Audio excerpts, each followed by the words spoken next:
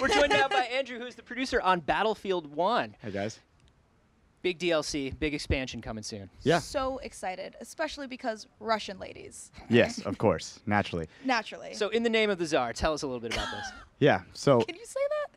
in the name of the Tsar. In the name of, oh, I thought you were just saying like in the name of the Tsar. Oh, I was like, you thought I was invoking that's the what Tsar? that's what I was questioning. You thought I was calling down the spirit of Tsar. Nicholas the I was First? like, can you do I think that? it's the second. The second? Nicholas II was the Ooh, last you just got Tsar of history Russia. schooled. That's okay, I was never calling down a Tsar.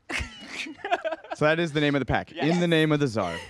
And we're moving over from the Western Front in Battlefield 1 over to the Eastern Front. It's the biggest front of the World War I. So what we wanted to do is do something really big here.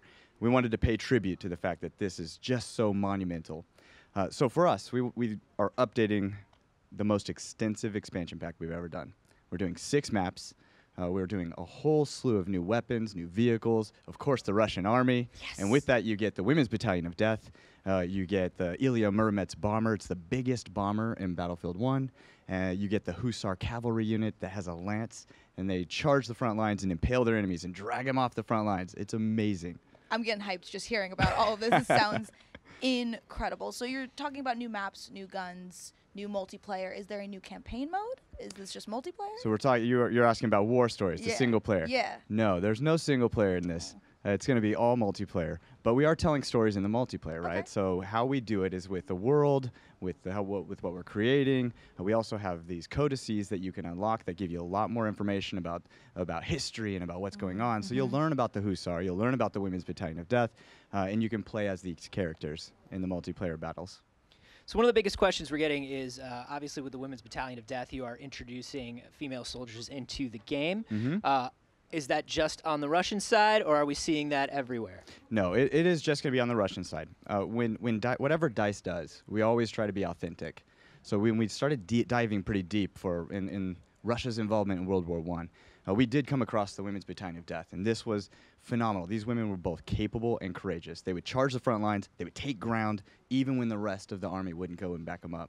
So we had to have them in the game. But they are represented as the scout soldier on the Russian side.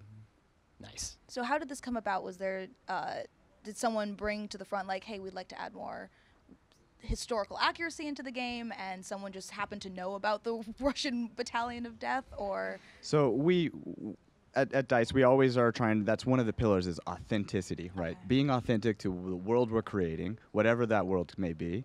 And we want it to be believable and realistic. We want you to believe that you would be in that environment, that it would feel that way. And then we partner with historians, we partner with people who are experts in those fields, and we learn and dive deep into what's going on and who are these, what happened with Russia and the World War. Yeah, and so does that mean the Russian Revolution is figuring into this really heavily, or? All I can say with that is that a revolution is brewing. Okay. All right. All right. I like the secrecy. There's also a small squad competitive mode, right? Tell me Yes. a little bit about small squad. Yes, so we did announce that we are looking at competitive gaming for Battlefield 1. And what I can talk about now, we're going to have a lot more to share come Gamescom. But what I can say right now is that we are teaming up with our community on this. We're learning about what people want, what they're asking for, and what they're asking for are some small, tight spaces, but they want team play. They're asking for the all-out war that you get with Battlefield, but it needs to be optimized for competition. And they're asking for the accessibility for players and for viewers, because that's an important part when it comes to competitive. So we're taking all of that into account when we go into creating this mode. So what does that mean when you're saying you're taking the spectator point of view into consideration? What kind of tools are we looking at there? What's happening? We will share a lot more come Gamescom. Okay. I All right. unfortunately can't give you any more details, although I want to. Can we get more details on the new weapons we'll be seeing? Yes, absolutely. So we have 11 new guns going into this expansion pack. Awesome. And I can talk about 5 of them right now. Okay, we'll take because it. we showed those ones How at do EA you Play. choose? This is a question that I have. Let's digress Ooh, for I a like moment. This. Oh, This is no, good. here we go. Let's digress for a moment. I want to get into a little bit of the nitty-gritty of how you guys decide what is embargoed and what isn't embargoed. You're looking at 11 weapons, right? 11 these weapons. Are these How are do you- weapons, right? You could announce any 5 of these weapons that you want, probably. We can. So how do you choose? How do you go, that weapon we announce, that weapon we don't? And why not just announce 11 weapons? You know, the development process is really interesting. When Yeah. you go into developing games, we know where we want things to go, but we still have some time before we deliver it. And So some 6 things weapons can are come up. broken? I'm not going to go there. I'm not going there. We got 6 weapons additional in development. Okay, okay. Well, let's talk about the 5 that are ready now. let's see the 5 Yes, we so can these talk about. 5 that we're talking about. So we have the Fedorov Avtomat. This is for the medic side. It's a semi-automatic. You're able to choose whether you want to go single burst or multi-burst shot. So it's really interesting and unique for the medic class. We also have the Parabellum LMG.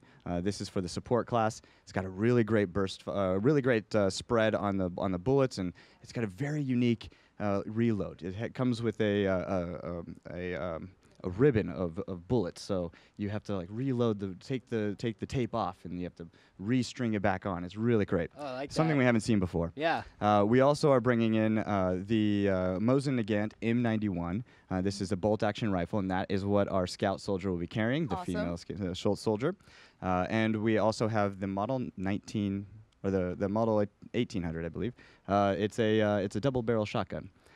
So this thing is I love is great. shotguns. Yeah. So we're bringing those, and then the last one is it's a secondary weapon. So the Mosin revolver. Awesome. Yep. So you were talking about as you were looking at adding this small squad competitive mode, you were just taking feedback, right? And you guys have been taking a lot of feedback. Obviously, Battlefield 1, Yes. huge release. Right. What are some of the things that you heard that you really wanted to put into this DLC, and what are some of the things that you heard that you want to implement in Battlefield going forward in the future? Yeah, so there's a couple of things that we always listen to the community, and we partner with the community. And that's why we have our CTE, the Community Test Environment. It's a staging ground where we put unreleased content for players to come and join us. They can try it out, talk to us about the balance. Are we going in the right direction? Is something broken? I have a feeling there are like 6 guns that are in there right now. I'm just saying. No, go on. Go There on. might be. You and these guns, Anthony. Really want the full set, huh? I feel like you just want a sniper or something. so- It's okay. You'll get it. So we partner really closely with our community. One of the things that's actually not part of the expansion pack, but something that we did announce that's a good example of this is that our community has been asking for nighttime environments. Yes. They want night, and they also were asking for trench warfare. And it sounds boring, right? Trench. You put one trench on one side, another trench on the other side. Whoever pops up first dies. So how could that be fun? It's extreme whack-a-mole. Exactly. We had to do this really interestingly, and it was a balance act for us, and we had to do it the DICE way. And so that's why we came up with Nivelle Nights coming out later this month for Premium Pass players, and we also have Prise de Terreur. Ooh. I know it's French, Oh, gotcha. and I had to practice this quite a bit, and I probably ruined it, so I'm sorry. And that one's going out in July. Both of them are night maps. They're the first night maps of Battlefield 1, and they're both trench warfare. So really, really So you interesting. totally listened to the community and gave them exactly what they asked Exactly what for. they asked for. Yeah. Well, that's very kind of you. So All you, in one package. you were saying that you had to kind of look at this trench warfare and figure out how to make it sort of exciting from like a game loop perspective, Yes. right? As opposed to like we're just gonna hide and see Right. who dares to pop up first. Right. So what are some of the challenges that you faced with trench warfare, and how did you go about making it a game mode? Yeah, I mean, the first challenge, of course, is how do you make it balanced, right? And how do you make this feel like it's going to be competitive and meaningful, and when you leave your trench that you still have cover. So that was the first thing. So we've created a vast network of trenches on both sides of the front. So you have the German soldiers on one side; they've got a full network of trenches. The French have a full network of trenches. In between is a no man's land covered with a barrage of what was left of a barrage of an artillery strike. So you have all kinds of these mountains and grooves in the land that you would go and hide in. And we have lots of cover and pieces that you can kind of use. Yeah, I've seen Wonder Woman. Yeah. Yeah, I get it. Okay. Yeah. And so, yeah, that's good. Yep. So we're also doing first time for Nivelle Nights. The first time for Battlefield 1 in Nivelle Nights, we have capture points that are going to be pre-owned by the teams. So we And won't so be able to huge. pull a Wonder Woman and go into the other You trench. will have to, in order to succeed. If you want to take all the points, you have to advance onto your opponent's side and take their trenches as well. So this feels like a highly strategic mode. This feels like a mode where you really need your squad to be like communicating and figuring things out. Absolutely. Well, I mean, any successful Battlefield player is going to be a team player, right? You're going to want to work as a team, work as a unit. Medics got to revive. Support class has to resupply. Everyone's got to play their part to be successful. What a perfect game mode for a community to request that's going to be so community-oriented that you're going to really need teamwork for. I think that that's absolutely incredible that you've created something like this. Yeah. Well, we're really proud of it, and players will be able to play it come the end of June. Oh, wow. It's amazing. Awesome. So right around the corner, I want to talk about adding night to a game, just like adding or like we want night maps. Right. And so it's like, okay, sounds obviously, simple, right? Yeah, it's just a Turn down the visibility lights. thing. Turn down the lights. Done. But I would imagine when you're designing a map for limited visibility, for this sort of like the new challenges that come along with limited sight, there are things that you have to do. What are some of the differences that we're going to see in these environments? Absolutely. So that is a huge concern, right? Can I see my enemies? Do I know where I'm going? Do I know where I am in the map? Huge concerns. So it's sort of like a Hollywood night is the lighting that we've kind of done. It's not going to be pitch black, but there will still be some kind of dark corners, some little areas that you can kind of use for you to attack. And we've done some really interesting things with the lighting. On the German side, we have electrical lights, and they have spotlights. They have light bulbs. They really fortified their trenches, and they were ready to stay there for the long haul. And then on the French side, they weren't quite prepared for a long battle. So they have a little more organic look to them. It's going to be fire and lanterns. And so that way the lighting's going to kind of fill up the trenches so you can see where you're going. But that's also going to play a role in understanding which side of the map you're on and what you're doing. It's amazing. I can't believe this is like all around the corner. This is like a couple weeks from now. It's coming up. We do have one question from the hashtag, which is YouTube E3 or RT E3. We're watching both that I think is kind of interesting.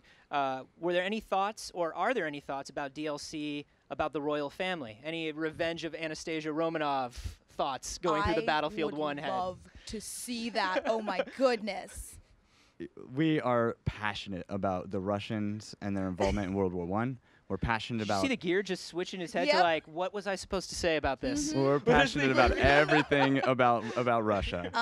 And all I can say is that we have done a deep dive and learned quite a bit about their involvement and what they've done in World War I. Does this mean that we get war bears? Because I'm pretty sure there were war bears in Russia. I like this. I'm going to put that on the list. War Bears, War Bears, also add Bartok the Bat for me. Thank you. Thank you, Andrew, so much for coming by. Thank you for having me. Really appreciate it. Yeah, guys. so much amazing things going on with Battlefield 1. So nice meeting you. Thank you. Too.